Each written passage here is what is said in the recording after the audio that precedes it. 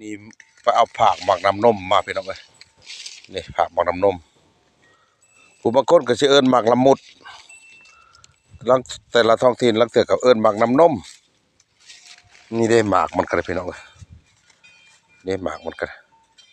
เป็นย่างได้หมากน้ำนมเฮาปลูกในเฮือนในชาตินั่นแหละเอามาแล้วงัวกินหมากมันหมากน้ำนมหมากละมุดมันมีผักมันเด้อพี่น้องเด้อมีผักมันสรรพคุณประโยชน์ก็ดีหลายอย่างเด้อผักหมากน้ำนมผักหมากละมุดนี่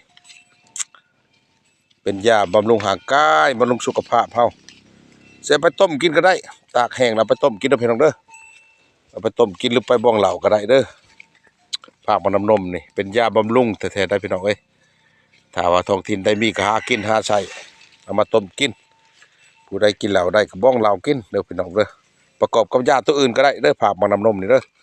ผักหมากละมุดนี่ที่เฮาปลูกน้ำเพื่อนน้ำซ่านนั่นแหละมาเฮ็ดกินโลดเด้อหากินโลดเด้อพี่น้องเด้อนี่ผู้ข้ามาแนะนำมาแบ่งปันให้ได้กินได้ใช้นำกันให้ทั่วให้ถึงเด้อพี่น้องเด้อ